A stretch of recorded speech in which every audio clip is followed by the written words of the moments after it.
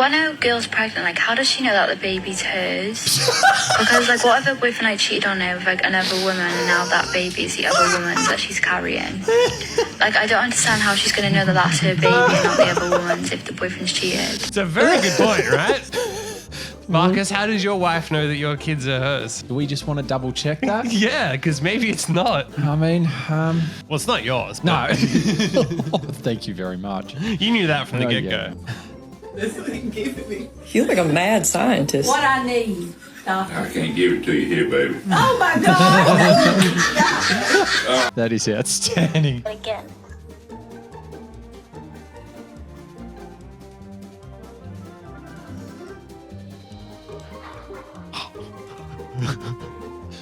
No. Oh!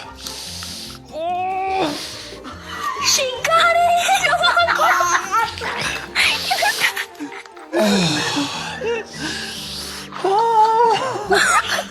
Good job, Oh. Who needs a dentist when you can save thousands of that? Oh, I know.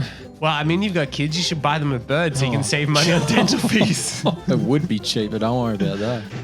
Oh, hey, welcome. Lay down and I'll be right with you, okay? Okay, I'm just going to make sure that I can see everything that I need to see. Open up wide for me, okay? Oh, ma'am, you have to lay the other way. Oh, I'm so sorry. I'm so sorry. I'm so sorry. Yeah? Not quite. I mean, you made the same mistake when your wife was pregnant. Like, we want to look at her, not you.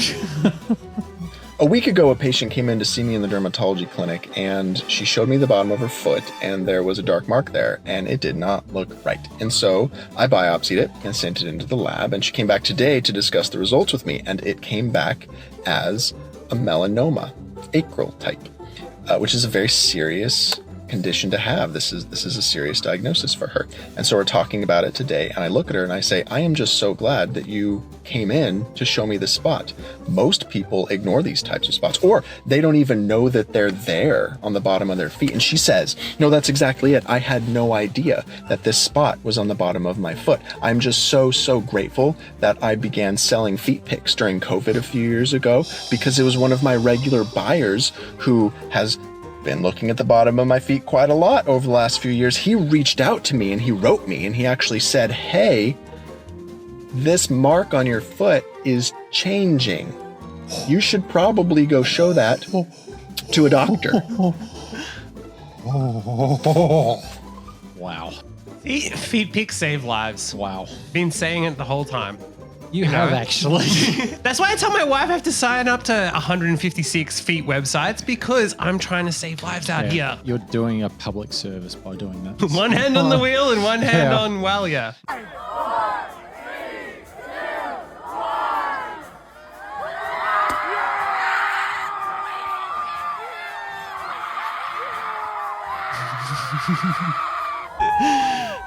Okay, guys, let's keep it like that.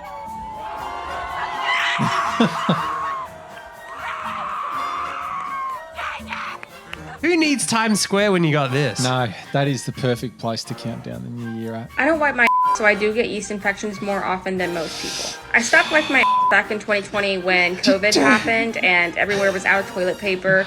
And so I said, I'm just gonna not wipe, I guess.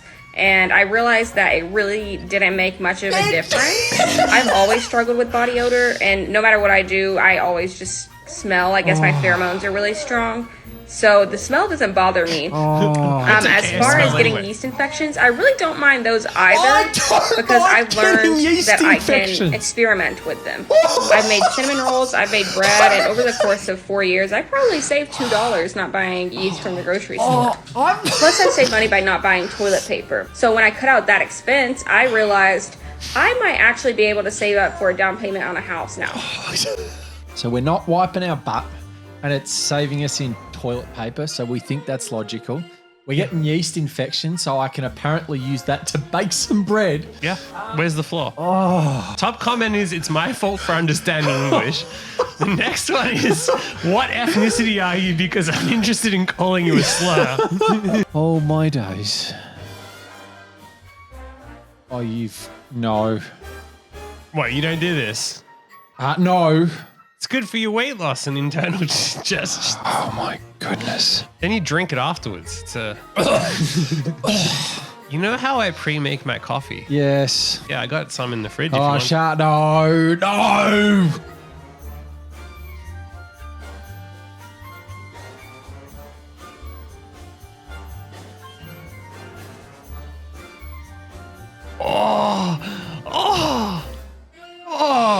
Armpit hair on the eyes. How is this a trend? Oh, especially when there's a little bit of deodorant left on it. Deodorant in the eye sounds so painful.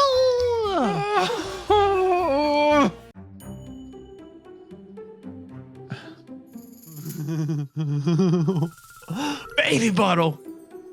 Carrot? Oh, okay. Light bulb. Light bulb. Oh. Jar. Baby No, bottle. no. God, Marcus, your doctor has got to be your private next time. She can't post next week's lot. This is a whole week for you. Yeah, I know. Do you want to put clips in our hair? Yeah.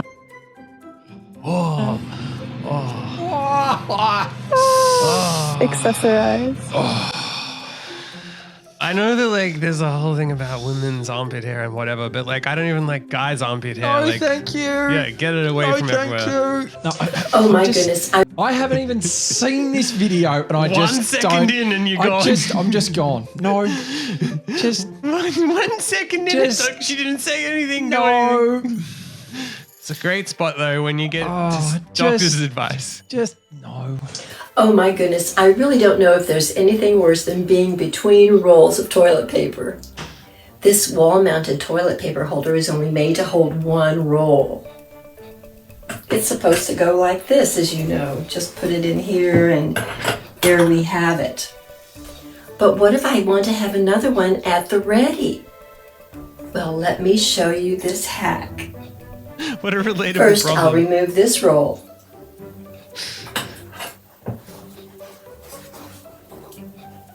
And I'll just stick it right on this right here. Let me put this away. Genius. Now I'll put the other one right here. So I'll just put my finger right here and pull this down, and I have my paper. That way I won't run out, and either will my guests. Life-changing advice. That's amazing. That absolutely wasn't what I was expecting it to be. It was a lot safer than we expected. Oh yeah. I do love that we ordered food and we're waiting for food to get here as we record this I video. know. What a stupid idea. I have a bucket here just for good measure. Wait, you flush your poo? You mean you're not using it in the garden? Here's how we do it. We built a simple composting toilet. After each use, you just cover your tracks with a healthy cup of sawdust.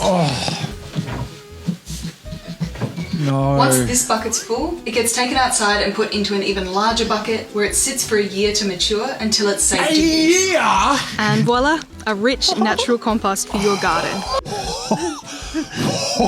What, you don't do that? That means if you go visit these people's house, when you're Oh, walking no, no, around, no, no, you're no, walking on 1-year-old. What is the most toxic thing someone has done to you in a relationship? Oh, he slept with my dad. Slept with your dad. He slept with your dad. Slept with my dad. Marcus, you weren't meant to let your ex out. That's meant to be a family secret of yours. Oh god. I don't think I'm sleeping tonight. From excitement. Oh. Hey, if you value your kidneys, your liver, your colon, you don't want to get colon cancer, autoimmune disease, or potentially lose your life to a stupid snack on TikTok, you should watch this video. You should also watch this video if you take medical advice from someone like this. Like, I'm sure she's smart and great and everything, but that's probably not the look you want your doctor to make. Did you know that when you eat raw dough, raw batter, raw cake mix, you are more at risk for getting a bacterial disease from the raw flour than you are from the raw egg? We don't typically think of raw flour as being a raw food, nor do we typically think of it as being a high-risk food. It is indeed both of those things. It's also a third thing, dangerous to eat. Because flour is indeed raw, it does not undergo any sort of pathogen reduction step, meaning it harbors all kinds of nasty bacteria, namely E. coli and salmonella. And I know, I've never gotten sick, and no one I know has ever gotten sick, so it can't be that big of a deal. deal, unfortunately, things do continue to exist even if we don't experience them. That's why in the last 15 years, there's been a number of disease outbreaks related to raw flour, namely from people willingly ingesting raw cookie dough, cake mix, brownie batter, etc. Now, like I said at the beginning, if colon cancer is like no big deal for you and you really want an autoimmune disease, by all means, please carry on. But I think she clearly knows her stuff, but that is just not the look of the person you would be taking medical advice from. Forgive me, but a suit and a tie or like a well-dressed dress, to me, stethoscope, that's what I've envisaged my doctor to wear. A professional look. Yeah. I always enjoyed eating a bit of raw cookie dough when I was helping Mum make cookies growing up. So. Well, that says a lot about the way that you came out. Yeah, exactly. That's a slight mistake.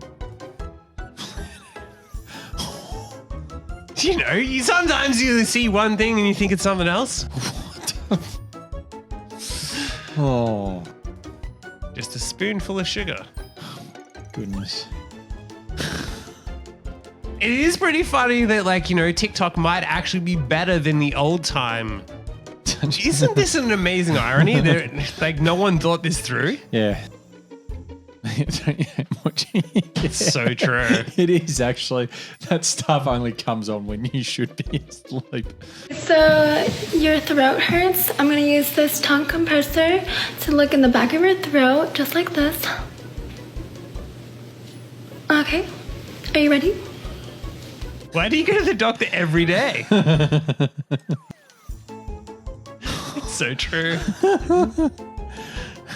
A famous one is the all-American breakfast. You get your eggs, you get your bacon, you get your sausages, you get your orange juice, you get your milk. But 100 years ago, that wasn't breakfast. A breakfast wasn't a thing. Edward Benet, known as the father of propaganda, launched the breakfast campaign. Breakfast is a scam. 100 years ago, they didn't need to eat breakfast. No. Breakfast campaign, because the meat industry came to him and said, dude, we're slacking on meat sales. What can we do? So he's like, it's too hard to convince the average person. I need to go to the people that are already sources of authority. So what did he go and do? He went and convinced who? The doctors, the pediatricians, that breakfast was the most essential diet. With all these studies, all these experiments, and all this bullshit, it was all paid propaganda. So Edward Bernays launches the breakfast propaganda campaign and turns breakfast into a rousing success. He did it as well with cigarettes. Yep, it makes a lot of logical sense that breakfast is a scam.